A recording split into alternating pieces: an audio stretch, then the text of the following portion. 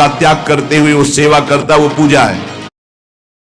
चारों पुरुषार्थ तुम्हारे हाथ में, बड़ी बड़ी विभूतियां तुम्हारी रक्षा करेंगी। यदि आप भगवत आराधना करते तो आपकी अंजुली में चारों पुरुषार्थ रखे हुए हाथ में, धर्म अर्थ काम मोक्ष, जो चाहोगे वो तुम्हें प्राप्त हो जाएगा। पहले साधना करो, पापों का क्षय होने दो। जो जहां तैनात है, जिस पदवी पे, जिस सेवा पे, ईमानदारी से अधर्म का त्याग करते हुए वो सेवा करता, वो पूजा है। कोई महापुण्यवान ऐसा होगा जो इस पर विश्वास करेगा, वो त्रिकाल में कभी राधा राधा बोलने वाला बाधा कोई परास्त नहीं कर सकता। कलिकाल के अभद्र और त्रिगुण माया पर वो जय को प्राप्त कर लेता है। जब तुम हार जाना तब देखना तुम्हारे लिए मार्ग एक दिखाई देगा आनंद का। वो है भगवान की शरणागति, वो है अध्यात्म, वो है शास्त्र सम्मत मार्ग। यदि आप भगवत आराधना करते हैं तो आपकी अंजुली में चारों पुरुषार्थ रखे हुए हाथ में, धर्म अर्थ काम मोक्ष। ईश्वर सबको देख रहा है, सबकी एक एक वृत्ति को जान रहा है। जो धर्म का पालन करते हैं, शास्त्र आज्ञा में चलते हैं, भगवत आज्ञा का पालन करते हैं, भजन करते हैं, उनके हाथ में चारों पुरुषार्थ रहते हैं, धर्म अर्थ काम मोक्ष। समस्त भगवान की विभूतियां हाथ जोड़कर चारों ओर उसकी प्रतीक्षा करते हैं, आज्ञा की। किसकी? जो अमर्यादा राधा चरण परिचर्या रस महा, जो वेदातीत रस श्री राधा किशोरी के चरणारविंद की सेवा में लगा है। चारों पुरुषार्थ उसकी अंजलि में है। भगवान की विभूतियां उसकी सेवा के लिए उत्साहित होकर हाथ जोड़े खड़ी रहती हैं। वास्तविक ईमानदारी से जो भक्ति में अपने चित्त को डुबो रहा है, शास्त्र मर्यादा के अनुसार आचरण कर रहा है, उसके लिए कुछ दुर्लभ नहीं। धन्य है वो जो महा आनंद प्रदान करने वाले श्यामा श्याम की स्मृति में डूबे हुए समस्त आचरण करते हैं शास्त्र सम्मत। क्या चला जाएगा? चाहे व्यापार में हो, नौकरी में हो, पढ़ाई में हो, किसी कार्य में हो, एकाग्रता पूर्वक हम अपना कार्य भगवान की पूजा मान के कर रहे। शेष समय में श्यामा श्याम श्यामा श्याम, राधा वल्लभ राधा राधा, राधे श्याम नाम जप कर रहे हैं। उनके स्मरण में चारों पुरुषार्थ तुम्हारे हाथ में, बड़ी बड़ी विभूतियां तुम्हारी रक्षा करेंगी। जो चाहोगे वो तुम्हें प्राप्त हो जाएगा। पहले साधना करो, पापों का क्षय होने दो। अगर हम नामापराधों से बच करके नाम जप करें तो नाम का फल स्वयं प्रकाशित हो जाएगा। वो इस माया पर विजय प्राप्त कर लेगा। स्मरण कांचित सेवा, दो बात कही, स्मरण और सेवा। विरक्त निवृत्ति परक भागवतिक सेवा में हर समय, गृहस्थ प्रवृत्ति परक अपने धर्माचरण की सेवा। जो जहां तैनात है, जिस पदवी पे, जिस सेवा पे, ईमानदारी से अधर्म का त्याग करते हुए वो सेवा करता, वो पूजा है। स्मरण, पर साथ में स्मरण प्रभु का होना चाहिए। जैसे अर्जुन जी को युद्ध के लिए आदेश करते हैं, मेरा स्मरण और युद्ध, यहां कहते हैं स्मरण कांचित सेवा, दो बात कही। यदि ये दो बातें जीवन में हैं तो उपासना का बहुत ऊंचा पद आपको प्राप्त हो जाएगा। जैसे दो पंखों से पक्षी ऊंचाई पर चढ़ता है, ऐसे सेवा और सुमिरन ये दो पंखे साधक के हैं, जिनसे वो अध्यात्म की ऊंचाई ग्रहण करता है। कोई महापुण्यवान ऐसा होगा जो इस पर विश्वास करेगा। पराविद्या राधा राधा, हरि के हृदय का प्रेम मूर्तिमान जब स्वरूप धारण किया, तब राधा किशोरी अद्वितीय प्रेम रस है। आगे उपासना में जब उपासक की वृत्ति डूबती तब पता चलता है। बाहर से तो बड़े बड़े इस रस से अनविज्ञ हैं, जो सब रस के ज्ञाता है वो इस रस से अनविज्ञ है। ब्रह्मा जी से बढ़कर कोई ऋषि है, कोई मुनि है, कोई चमत्कारिक है, उनसे बड़ा कौन चमत्कारिक? भगवान शंकर से बढ़कर कोई त्यागी, बैरागी, ज्ञानी, बोध संपन्न, महाभागवत कोई दूसरा नहीं, अद्वितीय है ये सब। श्री किशोरी जी के चरणारविंद की सेवा, उनका स्मरण, राधा राधा राधा बोले अमल सुकृति। निर्विकार कोई महान पुण्यात्मा ऐसा जो इस नाम पे प्रीति कर पाता है तो जयति, वो त्रिकाल में कभी राधा राधा बोलने वाला बाधा कोई परास्त नहीं कर सकती। कलिकाल के अभद्र और त्रिगुण माया पर वो जय को प्राप्त कर लेता है।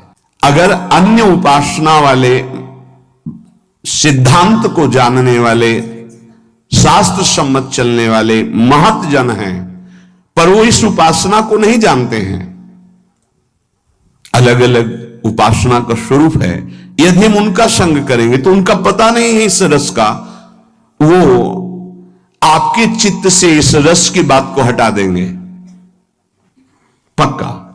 इसीलिए ध्रुवदास जी ने कहा है, इष्ट मिले और मन मिले, मिले भजन रस रीति, तहा निशंक है मिलिए, तासो कीजिए प्रीति। नहीं तो शंका है, आप भ्रष्ट हो सकते हैं, अपनी उपासना से गिर सकते हैं। इष्ट मिलना चाहिए, रस रीति उपासना पद्धति मिलनी चाहिए, और फिर मन मिलना चाहिए।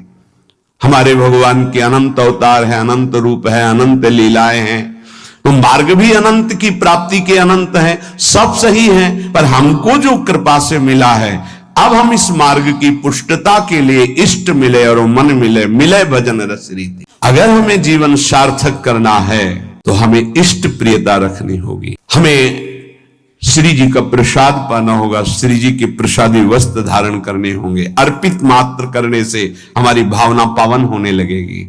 हमारे भगवान निराकार भी हैं, साकार भी हैं, सगुण साकार निर्गुण निराकार सब कुछ है। सब उपासक हमारे भगवान के निराकार के भी हैं, साकार के भी हैं, सबको प्रणाम है।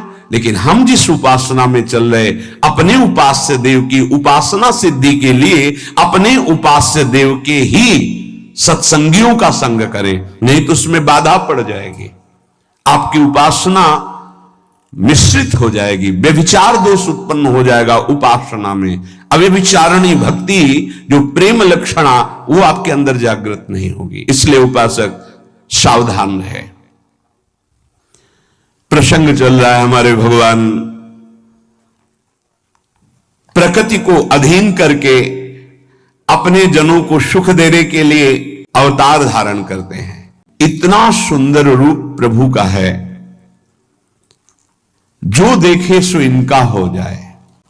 कल चर्चा हुई थी, मथुरावासिनी सखियों ने जब प्रभु के सौंदर्य रूप लावण्य को देखा तो उनको गोपियों का भजन सर्वश्रेष्ठ लगा। धन्य है ब्रज की गोपियां, पता नहीं कौन सा साधन तप किया, जो अपने नेत्रों के दोनों से सदा इनकी रूप माधुरी का पान करती रही।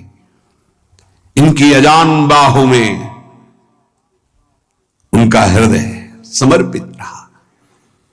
कैसा सौंदर्य प्रभु का, इनके समान त्रिभुवन में कोई नहीं है। सखी, ये कोई सजाने संवारने या गहने कपड़े आभूषणों से नहीं है, ये तो स्वयं सिद्ध रूप है इनका। देखते देखते तृप्ति नहीं होती, ये नित्य नवीन परमानंद की बाढ़ ला रहा है हृदय में रूप। जिस समय प्रभु रंगमंच पर पहुंचे कंस के, तो जितने वहां बैठे हुए थे राष्ट्र के जन समुदाय, सब प्रभु श्री कृष्णचंद्र जी बलराम जी को देखकर अखंड प्रसन्नता को प्राप्त हो रही है। ब्रह्म साक्षात्कार के बाद ही प्राप्त होती है ब्रह्मभूता प्रसन्नात्मा। जितने बैठे थे सब भगवत प्रसन्नता को प्राप्त हो रहे, सबके नेत्रों से अश्रु प्रवाह आने लगा, मुख कमल खिल गया, सबका उत्कंठा से गला अवरुद्ध हो रहा है, सबके रोमांच हो रहे हैं। क्यों? क्योंकि नेत्रों के द्वारा श्री कृष्ण की मुख माधुरी का पान कर रहे हैं। ऐसा दिखाई दे रहा है, श्री सुखदेव जी कह रहे परीक्षित, मानो वो नेत्रों से पी रहे हैं, जिह्वा से चाट रहे हैं, नासिका से सूंघ रहे हैं और भुजाओं से आलिंगन कर रहे हैं। ऐसा सबको सुख प्राप्त हो रहा है। जब जब भगवान अवतार धारण करते हैं, वो सच्चिदानंद बपू होता है। भगवान श्री रामचंद्र जी के सौंदर्य को देखकर विदेह राजा जनक विशेष विदेह हो गए। ब्रह्मानंद में देहातीत अवस्था को प्राप्त जनक जी महाराज आज विशेष विदेह हो रहे हैं। मेरा मन सहज वैराग्य में है, सहज वैरागी। आज राम रूप को देखकर जैसे चंद्रमा को देखकर चकोर थकित होता है, ऐसी स्थिति हुई महाराज जनक की। ये रूप प्रभु का। ये तो परम ज्ञान शिरोमणि है, जिनको बिल्कुल ज्ञान नहीं। वन में रहने वाले कोलभील जब भगवान श्री राम को देखा, ऐसा रूप क्या पवाऊं, क्या सेवा करूं। दोना में जल भरते, कोई एक फल रख लेता है जंगल का, कोई कंद, कोई मूल, दौड़ दौड़ करके सामने आते हैं प्रभु की तरफ। कोई भक्ति नहीं है, कोई ज्ञान नहीं है। प्रभु के रूप का प्रभाव, आते हैं, जुहार करते चरणों